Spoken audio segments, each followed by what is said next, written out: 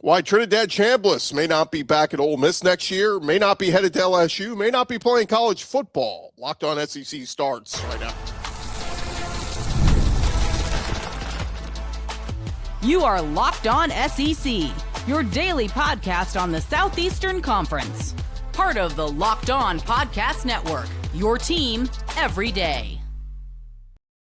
And what's up, everybody? Welcome into Locked On SEC. It's great to have you guys along. I'm Gordy. Thanks for making Locked On SEC your first listen every day. Shout out to our everydayers. We are part of the Locked On Podcast Network, now the #1 sports podcast network. And today's episode is brought to you by FanDuel. If you want to be right in the middle of the action throughout this season, visit FanDuel.com and place your NFL live bets all season long. All right, big topic coming out the last day or so. First off, happy holidays. Merry Christmas to everybody out there. Hope you're having a good holiday. But the big news coming out of Oxford, Mississippi, obviously Ole Miss getting ready to head down to New Orleans for the big Sugar Bowl playoff game against Georgia. That's the big story first. But the secondary story has become what is going to happen with Trinidad Chambliss and the future of the Ole Miss quarterback position, and also a little tie in to Lane Kiffin and LSU. What's going to happen with their quarterback position? Well, a piece coming out from ESPN the last day or so, basically breaking it down like this, saying Ole Miss quarterback Trinidad Chambliss, he faces a complex process to get his 6th year of eligibility. And this is from ESPN saying Trinidad Chambliss' rise to stardom at Ole Miss has been, obviously on the heels of him transferring in from Division II Ferris State. He's in his 5th season of college football right now. That's typically the last year of a player's eligibility. And, of course, got the Rebels in the college football playoff quarterfinals. But he is looking for a potential 6th year of eligibility as one of the offseason's biggest storylines, as he will attempt to navigate a very complex waiver process. If he is granted a waiver, that extra year will make him one of the most coveted players in college football. And, of course, Ole Miss would love to have him back. And I know, look, Lane Kiffin would love to have him down in Baton Rouge at LSU. So that will be very interesting to follow. But Ole Miss, here's the timeline. Ole Miss filed a waiver petition for Chambliss to get a 6-year of eligibility back in mid-November. I mean, this is over a month and a half ago. And a decision will ultimately be made by the NCAA, their Committee on Student Athlete Reinstatement, whatever it's called. But the NCAA needs to rule on this. There were indications early this month, according to ESPN, that the NCAA needed more information for them to grant a waiver. There was no definitive timeline on when a decision will be made. Now, understand where we are on the schedule, guys. If you're watching this on Friday, we are a week out from the transfer portal opening. A week from today, next Friday, January 2nd, transfer portal will open. And Chambliss has hired attorney Tom Mars, who obviously he's represented a lot of different student athletes and athletes in different cases. And he hired him a little over a week ago to help his case. Well, just a couple days ago, Tom Mars sent Ole Miss a 7-page letter, which has since been forwarded by the school to the NCAA Reinstatement Committee. The letter underscores the unusually high stakes in Chambliss's case, as he'd be set to make millions of dollars next year as one of the sport's top returning quarterbacks in revenue share, NIL money, whatever. Mars wrote, "This matter is not just time sensitive. Chambliss would, quote, suffer irreparable harm if he is not granted the waiver." Quarterback has said he has not decided where he would go if he gets the waiver. Ole Miss, obviously, like we said, will put a big charge into trying to keep him. And Lane Kiffin and Charlie Weiss Jr., I'm sure, would try to lull him over to Baton Rouge. Chambliss told Media Mississippi last week, quote, "I'd have to consider what the best situation is for me, what I feel most comfortable with, who I trust most." So like many NCAA eligibility issues, this one's complex. The gist is Chambliss used a red shirt early in his career. He's looking for a medical red shirt for the 2022 season when he was at Ferris State. Like I said, he took the traditional red shirt season, his true freshman year there in 2021.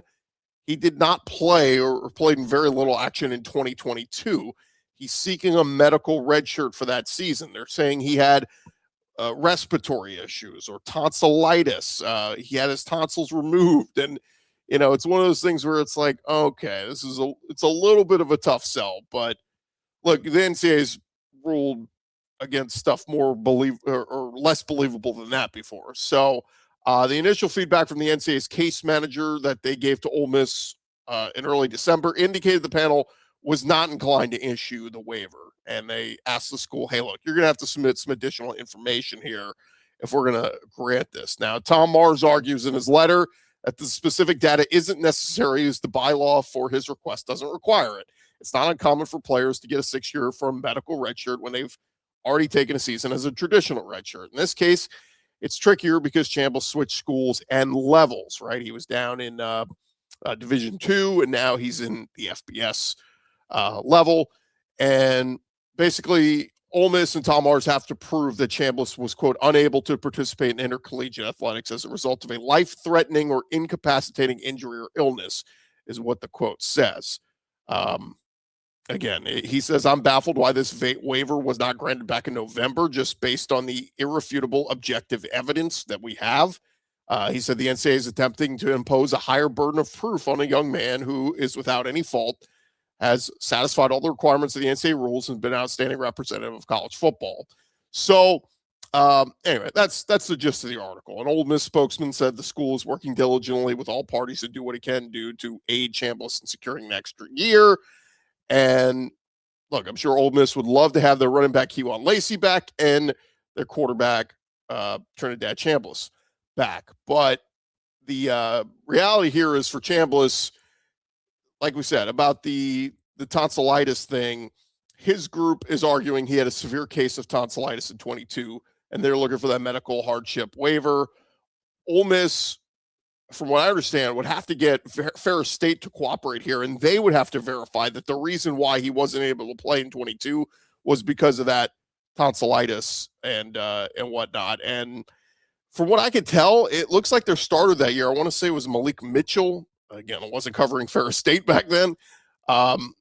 Seems like he just was better than Chambliss, and he started over him, and he was the starter, and that's why Chambliss didn't play. So there were some Ole Miss folks believing Chambliss is not going to get that 6-year of eligibility. And so, like we said, the dire timeline here is important because a week from today, LSU and Ole Miss, whether they're going to the portal or not, they got to start figuring stuff out. And for Ole Miss, you know, it seems like they're going to probably go all in. If they feel like Chambliss is out and he's not going to get that 6-year of eligibility, seems like they're going to go all in on Austin Simmons, who will be heading into his junior season and obviously was the starter to start this year. Now, the Rebels also have A.J. Maddox, who was a freshman this past season. And like we said, bringing in the new OC and John David Baker, who was at Ole Miss before, was just at ECU. He comes over to run this offense, and a lot of people believe that he's very much in the vein of Lane Kiffin and Charlie Weiss Jr., and this offense is going to be very similar. So, you know, again, what's crazy here is we went from thinking, okay, Trinidad Chambliss could follow Lane Kiffin at LSU. Trinidad Chambliss could keep this train on the tracks and rolling at Ole Miss. And now it's looking like, as of right now, he's not going to be playing anywhere. His college career is going to come to an end when Ole Miss's postseason run ends here. And, you know, you look at LSU, okay, where are you going now? And it does seem like, at least from what reading the tea leaves, Austin Simmons ain't going to Baton Rouge, is what it seems like. So if you're Ole Miss, you know, do you stick with Austin Simmons and A.J. Maddox and, you know, whatever other young talent you got on the roster and say that's going to be who we're rolling with next year? Very well could go that direction. But the question will be, where does LSU go? And obviously we've talked about some of the quarterbacks that are out there in the portal, some pretty high-profile guys, including, you know, DJ Lagway, Sam Levitt from Arizona State. So there are some big names to be had, but LSU's got to start figuring this thing out very quickly, because we are, like we said, a week out from the portal opening, and all LSU's got on their roster right now is Michael Van Buren, who's going to play in the Texas Bowl on Saturday. But, you know, look, he came in under Brian Kelly. Does Lane Kiffin even want to stick with Michael Van Buren? From what LSU fans saw out of him this year, you know, it wasn't great. So it's not exactly like you're going, oh, let's roll with that guy next year. He's good. Man, it's a big domino. I've been thinking the last few weeks, just me personally, I thought Chambliss was going to get the other year. And then when he spoke to the media last week, it was kind of non-committal. It kind of seemed like, oh, he's going to follow Lane Kiffin to Baton Rouge. And now that, like I said, this just doesn't look like that's going to be happening for him or for Ole Miss. And then there's the whole other part of Ole Miss with running back Kewan Lacey, who was named the first team All-American by the Football Writers Association of America last week. He's having a historic season, was a Doak Walker Award finalist, the first in Ole Miss history. And they're going to do everything they can to keep Kewan Lacey in Oxford. Now, running backs coach Kevin Smith left Ole Miss, and he's going to LSU with Lane Kiffin. They're going to try to pull him over there. And according to some reports out there, the Ole Miss Rebels are offering just a hair under $2 million to get him back to Oxford. So tells you LSU's going to have to go higher than that. They're going to have to go $2 million plus to get him over to Baton Rouge. And so that's another sticky domino here of the LSU Ole Miss kind of rivalry here of off-season trades of coaches going here, coaches going there. And it seems like there's going to be that case with players as well when this transfer portal opens. You're going to have Ole Miss players going to Baton Rouge. You're going to have LSU players going to Oxford. And it's going to get sticky. But again, bring it back to Trinidad Chambliss. As of right now, as of this recording, at least the information we have out there is that he will not be playing college football. That once Ole Miss's playoff run ends here, Trinidad Chambliss' college career will come to an end. So certainly keep you guys up to date with the latest on it, but the clock is ticking with that portal coming down. And look, I mean, they got to press the NCAA a little bit more here and go, hey, we need an answer by next Friday. Because, again, you drag your feet here, and let's say they wait until the portal closes, and then they go, oh, okay, we're going to give you that 6th year of eligibility. Well, a little too little, too late. I'm sure LSU's already moved on with their quarterback. And if Ole Miss has gone all in on Austin Simmons, then they're kind of looking at it going, well, Trinidad, sorry, we're sticking with Austin Simmons next year. So could get weird. All right, still more to come here on Locked On SEC, part of the Locked On Podcast Network, covering your team every day. And first, guys, I want to remind you, NFL Sundays, they move fast, one big play, and suddenly everything feels different. That's what makes live betting with FanDuel so exciting. You're not just watching the game, you're reacting to it in real time. With FanDuel, you can place bets as the action unfolds, every drive, every momentum swing, every highlight moment. And it's not just the NFL games. They have got all the college postseason games up there as well. I'm telling you about plenty of these lines up there, with Georgia still sitting at about a little over a touchdown favorite against Ole Miss. Georgia minus 7.5, and Alabama, the 6.5 point underdog against Indiana. You like Bama plus 6.5 against Indiana out there in the Rose Bowl? You can bet on all that action over at FanDuel.com. And if you want to be right in the middle of the rest of this NFL season, all that action throughout the rest of this year, visit FanDuel.com. Place your live NFL live bets all season long. It is FanDuel. The game moves fast, and so can you at FanDuel.com. Today's episode is also brought to you by our friends at the Kinder's Texas Bowl. We've been telling you all week, it's getting closer. It's here. It is happening on Saturday, the Kinder's Texas Bowl, between the 21st ranked Houston Cougars taking on the LSU Tigers of the SEC. It's going to be at NRG Stadium in Houston, Texas. And tickets have been selling fast for this Texas-sized matchup. If you are near the Houston area, you live Louisiana, you're a big LSU fan, or you're just a fan of the SEC, you want to go see a heck of a matchup, head to kinderstexasbowl.com. It's KINDERS, texasbowl.com for tickets, suites, group opportunities, and concert info. They're going to have a free concert happening tonight, and then another concert happening outside NRG tomorrow, leading up to kickoff. Tickets are almost gone. Don't miss it. Visit kinderstexasbowl.com right now. kinderstexasbowl.com.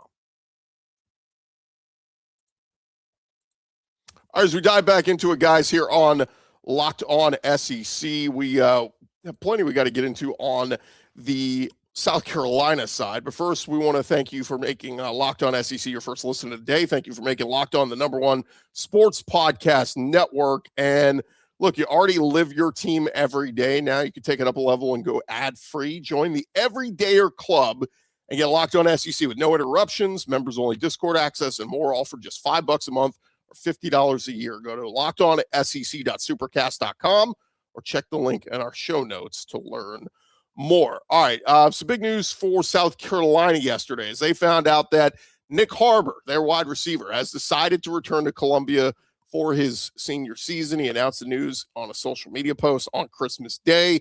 He said, you really thought I was going somewhere? Nah, let's do it. Harbor, of course, was a big-time recruit, 5-star prospect coming out of high school back in the class of 2023.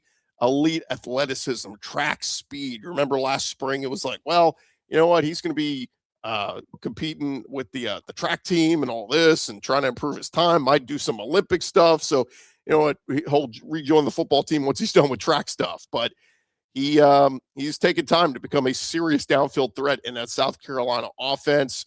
Had his best season yet this year, caught 30 passes for over 600 yards and 6 touchdowns, led the SEC with an average of 20.6 yards per reception. You want to talk about deep threat and a guy who just catches the ball and turns the Jets on.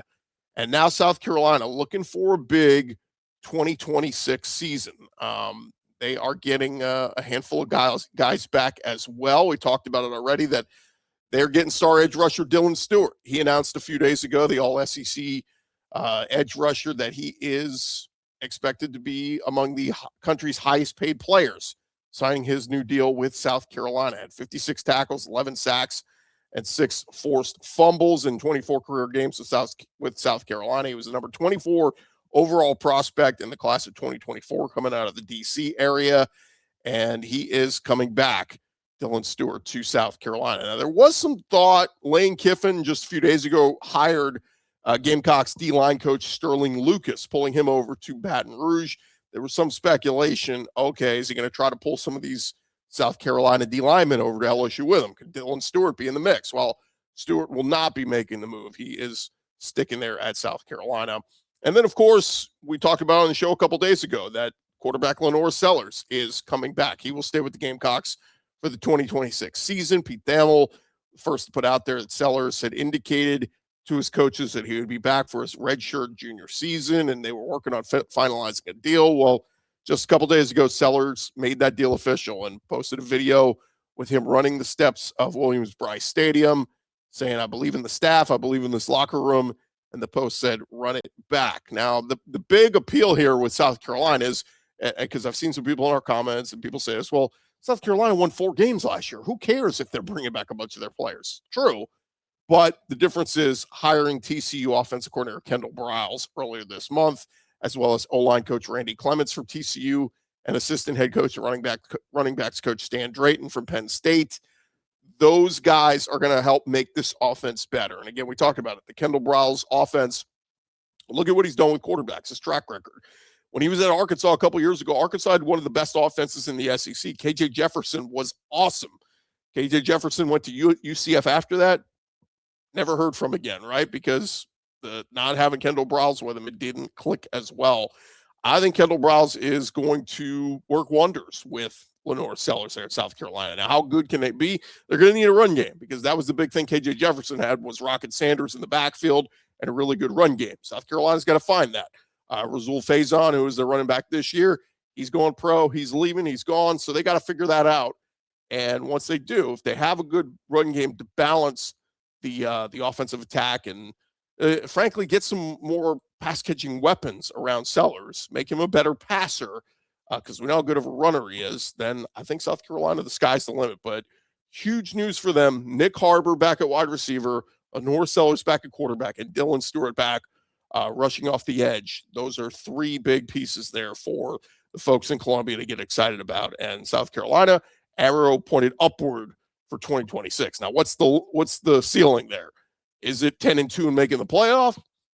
We're going to find out, but certainly it's got to be at least 6-6. You got to be a bowl eligible team next year. 4-8 ain't going to fly in 2026 with all those guys back. They did one more note here on South Carolina. They did make a big addition to their class of 2027 yesterday. They picked up a 4-star safety, Jernard Albright, choosing South Carolina over offers from Mizzou, Florida State, and Nebraska. So that is, it's been a hell of a week for Shane Beamer. Nothing but good news on that front. There was a report out there, the Sports Talk Media Network reported that the deals that Sellers and Stewart signed with South Carolina were around $5 million.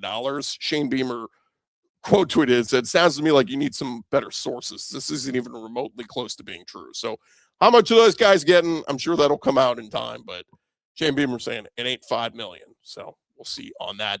A few other notes here real quick on players and news happening out there. Texas A&M, there's Solomon Williams, one of their edge rushers, announcing he will enter his name into the transfer portal. He was a big-time recruit, 4-star, the number 21 edge coming out in his recruiting class. And appeared in 3 games in 2024. This season, he appeared in 11 games, had 7 tackles. So see where he ends up. And some good news over at Florida for John Summerall, one of their starting defensive backs, Dijon Johnson, announced he will be returning next season, putting out a statement saying, I feel like I have unfinished business here, want to finish my career the right way. And he said, I'm from the state of Florida, just about 2 hours from Gainesville, so staying close to home, having my family be able to watch me was huge. So big news there for John Summerall, getting one of his reliable defensive backs to come back next year with the Florida Gators. All right, still more to come here on Locked On SEC, part of the Locked On Podcast Network, covering your team every day. Coming up next, we'll hit on the 2 SEC teams playing bowl games tomorrow. We'll get you set for that right here on Locked On SEC. Hey, guys, there is nothing like a college football season, from the tailgates, the packed stadiums, being right there in the middle of it all.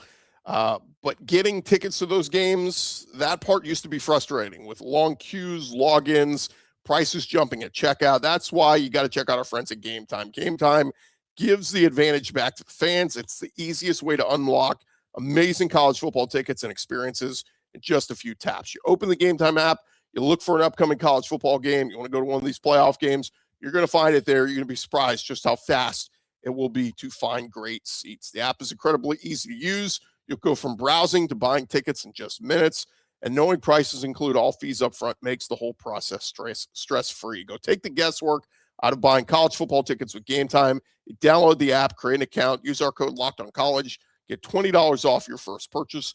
Terms apply. Again, that is LOCKEDONCollege. Use that code, get $20 off. Download the Game Time app today. It is game time.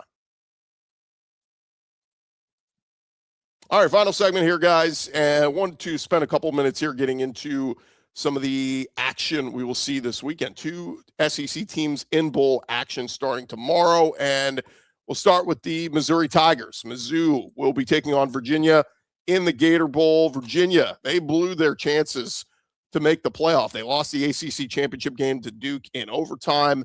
Tony Elliott, in his 4th season there at Virginia, gave them their first winning season since 2019, and now they are looking for just their 2nd bowl win since 2005. If you talk about Mizzou, remember Gary Pinkel won 30 games in 3 years, back from 06 to 08, and then again from 07 to 09. Well, Mizzou coming off an 8-win season so far this year. The only bowl-eligible team they beat this year was ULL.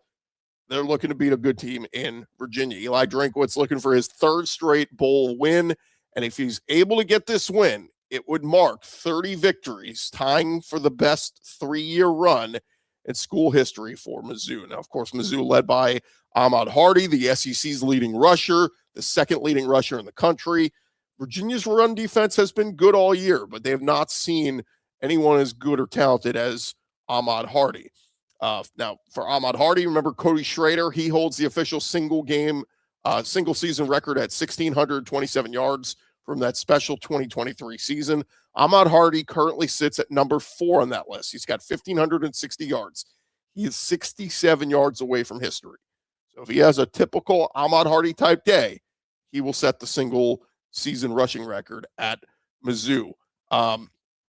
Quarterback, Bo Prabula, he's headed off to the transfer portal, so it's going to be the true freshman, Matt Zollers, running the show. He was good against Mississippi State, only threw the ball 15 times, and then wasn't great in losses to Vanderbilt and Texas A&M. Hurts him that they're losing a couple wide receivers, Marquise Johnson and Joshua Manning, as well as star tight end Brett Norfleet. They will not be playing in this one. Tigers have an opportunity to finish the season ranked in the AP poll for the 3rd straight season, something that hasn't been done in 15 years. And look, everybody thinks this is going to be a close one. Look at some of the projections. One of the computers thinks Mizzou wins this one 26-20. Mizzou still sitting at about a 4-point favorite at FanDuel. I would lean Virginia. I just think that it means winning this game means more to them.